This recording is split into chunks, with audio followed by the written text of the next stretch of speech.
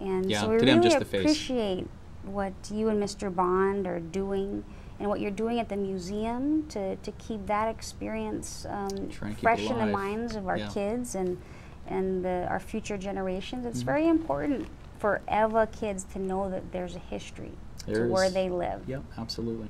There's a misconception that we're just an all-new community with all the new homes, but you're doing a great thing, and we want to thank you so much for all you're doing. I'm totally just the face today with you sitting here, but like you said, really, it's not me. I'm just the guy that had time to be able to come down today and sit with you guys and explain a little.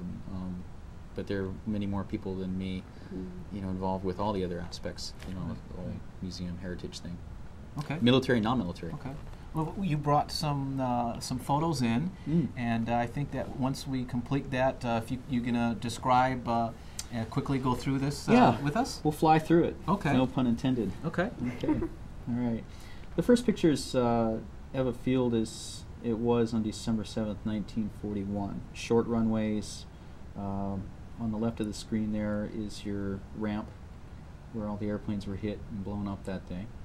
Marines were living in tents when this picture was taken. And the Marines were actually the guys to start. You never see this too much nowadays except for when it's going through, but they were the first guys to be in there, and they were the ones that carved the place out of the sisal fields. Cool picture here is the airplanes landing out of the field. Now this is during the attack. This is one of the only pictures that, actually I'm going to go back to that. The only one that we have of December 7th showing guys actually shooting back at the enemy. That's right. That is the only one. There's a guy in the corner looking up at an airplane. I mean, that's the only one that we have of Americans shooting now back. This is the one everyone's been talking about. That's a swimming pool under construction. Correct. And correct me if I'm wrong, the railings to that swimming pool are still there. They're still there. This is the unfinished pool, and there's the. That's it. There's the pool today. That's it. Yeah. This is the pool deck covered by, you know. Oh wow! plants So and stuff underneath like that is a lot of things. Yeah. I'm backing up and flying through this, but yeah, that's there's the pool rail to get into the pool, and wow. a couple of volunteers there. Some facts and figures. There's the base ambulance. This airplane was mainly fabric, so it got strafed and it burned. This is a Marine holding a 7.7 millimeter rifle round that was pulled out of his shoulder. This is a change of command ceremony after the attack. These are Ewa Field pilots. Interesting is the guy in the corner on the right, first row, a tall gentleman, kind of darker. He's Marion Carl, very famous Marine aviator, test pilot. He retired out, and he was actually murdered in his house in Rancho Cucamonga a few years back, defending his wife against a home invader. Wow. But total stud and really good Marine, really sharp Marine, very well-known aviator who was very well liked in the Marine Corps. Yeah, he's one of the other guys. The base was enlarged to include revetments down at the bottom of the screen, and you know, longer, wider runways, more taxiways, things like that. Bomb-proof shelters. Place even had an ice cream plant. Kind of cool. More pictures, aerial shots from the air. Yeah. That is, you know, the classic Corsair from World War II, right there. You learned to fly in these, which is an SNJ, and then you ended up in the Corsair. So that's Ewa Field below that picture right there. And this is in front of one of the barracks building, a couple Marines. Base map from 1948. You can see the extent of the base. It was huge. This is the dump at Iroquois Point. A lot of airplanes. I don't even know if they're still there. Maybe they're underneath the dirt. Who knows? Wow. This is the Mats ramp. Tyrone Powers, the famous actor, flew out of Ewa Field as a transport pilot. There's a mechanic on one of the airplanes. There's a Marine, shiny shoes, doing what Marines used to do really well. We have suede boots nowadays, so no one shines any boots anymore. There's the chow hall.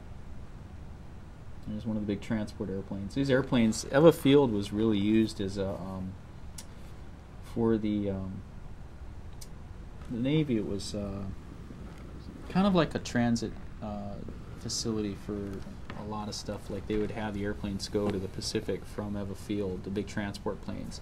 And then Fleet Marine Force Pacific was actually on Ewa Field. So all the Marine decisions were given to the Marines, like you're going to attack this island, Tarawa. Okay, well those decisions and the planning for it all took place at Ewa Field. They had the ground side of the house, as you would. All the generals and colonels and the guys that make war happen made their decisions at Ewa Field. So they'd take their marching orders from Admiral Nimitz over Pearl Harbor, and pretty neat. Really cool history to the place. You mentioned in your presentation there, you mentioned the word strafe. For the viewer out there, we hear strafing a lot. Oh, there was strafing out in Ewa. What do you mean when you say that, strafe? Strafing is when you've got machine guns or any kind of armament on the airplane that shoots, and it hits the ground. So if your ammunition is armor piercing, which means it's got a tungsten rod in it and it just goes through anything, or if it's incendiary, where it's got a little tracer. It goes down the barrel, it heats up. As it leaves the barrel, it ignites, and it stays ignited until it goes into like a fuel tank on an airplane. So if you're strafing, shooting the ground, and it goes into a fuel tank, it would blow up an airplane on the ground, obviously, start a fire. So tracers, armor-piercing rounds, and then regular ball ammunition, which is, just what you'd see if you bought in the store, Home Depot or something. Well, that is something that I believe that for the biggest tourist attraction, we have the Arizona and Missouri, but people want to see that. If they could relive that battle in the sense of people defending our country, those 4 Marines that lost their lives, the 2 civilians, is that there is a story to tell out in our neck of the woods. And with that is that when you talk about strafing, those markings are still in the airfield. They're in the deck, yeah. Yes. And so what is this what the Save Ewa Field is about? Is to save the burn marks? This is where the plane blew up. This is where you can see the bullet holes in the concrete. Is that what Save Ewa Field's about? I would say, at least from the Air Museum standpoint, our stance over at the Air Museum is that the whole thing ought to be saved because it's a World War II facility. I mean, it's still pristine. There's revetments, there's bunkers, there's anti-aircraft defenses, it's all still there. There's some Chiave, there's a layer of dust and dirt, but it's all still there. So to us, it's really as much preservation as you can go. December 7th is one sliver of the history of that base. So, and it's obviously the most well-known, it's the most famous, it's the most notorious, but there were a lot of Marines that were killed flying in and out of Ewa or flying from Ewa. A lot of Medal of Honor winners came through and trained there and flew there prior to becoming Medal of Honor winners in the Pacific. So the revetment maybe that guy parked his airplane in or was training from, maybe that's historic too. But there is a sensitive portion of the airfield that is I'd say probably highly endangered, and that's probably the big push, is to getting that stopped and saved. And Rep Pine has been really big help in that.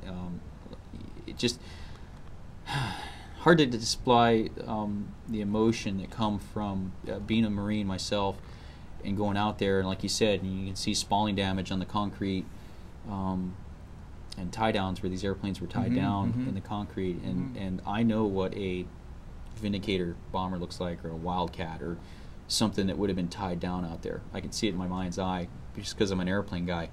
But someone that isn't an airplane guy or an airplane girl, or to go out there and maybe have someday a historical park where maybe there's a replica of one of these airplanes or a couple of them parked in the fashion or painted exactly in the same markings that were there on December 7th. Or maybe have a couple real airplanes parked in, for later war stuff, maybe parked in a revetment, or to be able to do that 200 years from now, to walk with your family and, well, this is what happened here today.